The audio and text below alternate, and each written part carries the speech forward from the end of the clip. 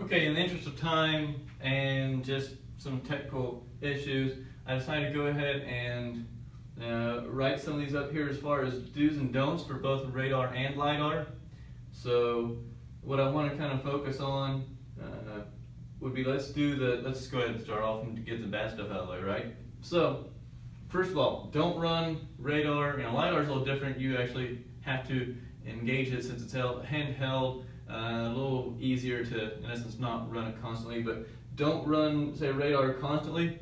All you're doing there is giving away location, you're wasting time, and you're also, in essence, running your battery down, simply by running constantly. Because if you do it correctly, we'll kind of approach this later on, what I'm talking about when some of these do's.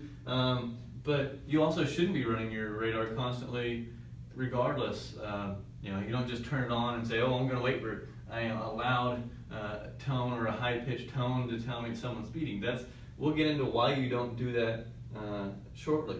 But another thing, avoid certain areas. So avoid hills, high energy sources that would be near the roadways. Sometimes it doesn't always impact it, but some people have reported things like not just power lines in general, but large amounts of power, or any power plant that would be nearby. You have to be careful. It doesn't always affect it, but just easy way to do it is kind of test it out and see what kind of impact it has. So there's that. Also trains. I've had some people, I never really worked around any roadways that had a whole bunch of trains or trains coming through while I was working. But I have had some people report saying, well, trains have thrown my radar off, and the reason for that isn't because of any high energy amount. It's simply because it's a moving object. The radar will pick it up, because remember, radar casts things out pretty broadly. The good part about it is most radar anymore will actually kind of cancel out those other signals, the random ones, and we'll get to that down here.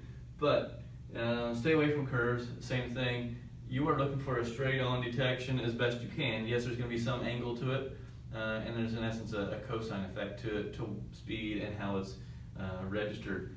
But needless to say, stay away from curves to get your more accurate speed readings. I did have someone, when I was working, I never did it because I just had been trained well enough not to do that. But I had someone try to stop me one time whenever I was driving, and I was going around a curve, and I'm like, well, you're going to have a hard time in court demonstrating that I was speeding, which I wasn't, because he said he got me on a curve. Basically, it was one of those fishing expeditions for a DUI. But like I said, he was on a curve, and just don't set up on curves for this type of stuff. So that's really the gist of the don'ts that will come to mind, the bigger ones. The do's: do calibrate. Big thing. Calibrate radar. It's going to be before every shift, whether it be every day, whether it be however it works for you. At the beginning of the shift, at the end of the shift, if you have breaks between those times, some people say, oh, between every stop. Well, in reality, we don't necessarily have time for that, because sometimes we're going from call to call, or with traffic, there's enough things that we're doing besides just speeding that you don't need to worry about it. Plus, with LIDAR, it's self-calibrating anyway. You guys should remember that from your previous video about LIDAR. It will send you through, it'll kind of guide you through the calibration process, but in essence does it itself. So that's another benefit of LIDAR. Okay, here's a big thing right here: only use after seeing a speed violation. So when you go to court and you ever have to testify, in some case where there's speeding involved, you actually have to, the biggest thing that that carries the most weight, if you want to call it that, for court is how were you as the officer trained. Okay, it should not be, well, what did the radar device, what did it detect? Because they can be flawed. They can have, computers can make errors. Okay, yes, people too, but there's difference. We have to, main thing is, and this is how we were trained in state police, and I know that every agency is supposed to train this way. It's what did you see? Did you see and could you detect someone was actually speeding beyond what the speed limit actually was registered at, on that location? So the way we had it set up was for our training, they would have us sit in the median, and we had to identify a car, call it out, describe the car, and then we had to also give an estimated speed that that vehicle is going. So for one, you have to detect the vehicle. Two, you have to know whether it's speeding or not, by visual aspect of it. And sometimes you refer to how other cars are driving, but nonetheless, can you tell that vehicle is speeding? And then the other thing is they would check that against the radar, so they'd go ahead and use radar or LIDAR to determine how fast that vehicle was going. And for us, we had to detect multiple times, but multiple days that we would do it. But say one exercise would be you have to pick 10 vehicles and determine what speed they were going and be within 2 miles per hour, plus or minus 2 miles per hour. And you had to get that correct without any errors for 10 in a row before you were considered to successfully complete that assignment for that day. That was just simply the training before we got radar or LIDAR. So just a reminder, in court, your training matters more than what the different equipment we're talking about here does. Okay, set up in good location, that goes right back to what we're talking about here. I talked about there with the avoid all those things. Set up in good location to where you can see things clearly. Also, example for setting up a good location, if we are, say this is north, south, east and west, so we have traffic traveling westbound and eastbound, okay? We set up here, there's nothing wrong with that if we do it correctly.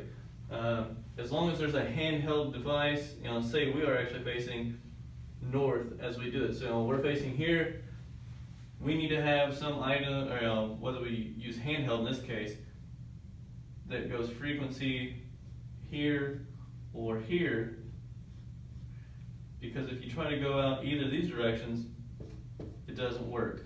Same way there. It has to be something that is, you can't do it straight on all the time, it just doesn't happen that way, but there is what we call a cosine effect with speed and how that affects those frequencies when they go out as well as when they come back. So that's why when you set up, if I am facing this direction with the front of my squad car, I need to be able to run radar with a handheld to the side. Now, if I change that and I am using an in-car radar, then I need to be facing one of the directions of traffic. So in this case, since this is east-west traffic, I need to be facing east or west, and I can detect traffic that is coming or going, okay? So that's what I mean by set up in good location. Beware of car location isn't the same thing here. Basically, these two kind of go together with the same example I just gave. All right, the last thing I want you to be aware of, radar and LIDAR. Might have to circle it or go around it twice so you can see it. Okay. Radar and LIDAR, the readings are based off the strongest and fastest object, and a lot of times anymore, and it's been the case for quite some time now, but you can actually select which vehicle you want, or which signal, shouldn't say vehicle because it doesn't pick on that, but it picks on which signal you want to actually get. It'll give you, and some of them will give you both, and you have to sometimes decipher which, or determine which you want to actually have as your major influence. So, example, you're working traffic and you want to run radar, but there's a problem. You see a vehicle coming along, so you're using your visual knowledge and ability to determine that, let's just say it's Professor Goldwinter in his bright pink Camaro, okay? He's got a Camaro come along, he's, hauling, and I see that, but whenever I use my radar, he's right next to a truck, tractor, semi-trailer. Okay, if I'm not careful, I may pick out that since it's larger, it's going to, which is considered a stronger signal, so size matters in this particular case. I might want to put size in addition to strongest. That signal is going to come through. I need to make sure that I'm not picking up just that strongest signal and frequency coming back to me, because that speed won't be accurate. That'll be the speed that the truck tractor semi-trailer is going. However, obviously the fastest object, which would be Professor Goldman's in his pink Camaro, that's going to be something that would also show up, but I need to be aware of that, and that's why if you get a radar detection that doesn't seem, or a signal doesn't seem right, you may want to try it again real quick, because you do have time to kind of shut it off and try again. Okay, but be aware that the fastest object can be anymore. You can designate that as what gets picked, but be aware that sometimes your bigger objects will throw your reading off a little bit. So just be aware. If you can't always control it, just pay attention to it. But if you can, wait until you can see, you kind of have a little clearing. So instead of getting someone when they're 2,000 feet away, you might want to wait until they're a little bit closer to where you can actually get it right, to where they have a more singular signal that's going to come back to you. Okay, and then this is something else I alluded to in other videos, but just remember, when you're operating your radar, you can cancel out. It's basically, you can make radar detectors and jammers worthless. I think they are, but you can make them worthless to anybody who's dumb enough to buy them, simply by doing what we talked about here and in previous videos, where you only use that radar or LIDAR, but especially radar. Only use it whenever you've already detected someone that you believe to be speeding, and then when you turn it on, it's already too late for them. They can have it on, but you're not, since your radar isn't actually actively sending out a signal, their detectors won't be able to detect any type of signal. But then once you turn it on to send something out, that's when they detect it. Well, guess what? I don't really care if you detect my radar after I've sent it out, because guess what? It's still going to come back and give me a signal, give me a speed, basically. Okay? So by then, you're already done. If you're speeding and I feel like it's necessary to pull you over, it's already done and over with. And jammers, thank you for letting me know you have a jammer, because I'll hear that same tone. And technically I can take that away from you, because it's a federal offense to own one, because it's not registered through the FCC. Just like any other, for instance, radio waves, it's the same thing as a radio station, except a much smaller version. So either way, hopefully this helps with do's and don'ts.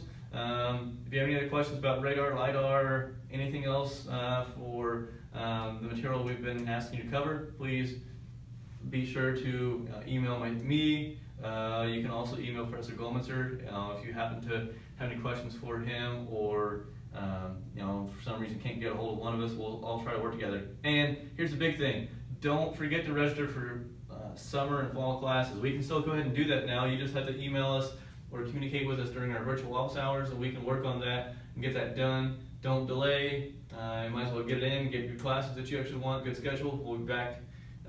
We plan to be back and working just like we normally do in the classroom. So until then, you guys, be safe, but enjoy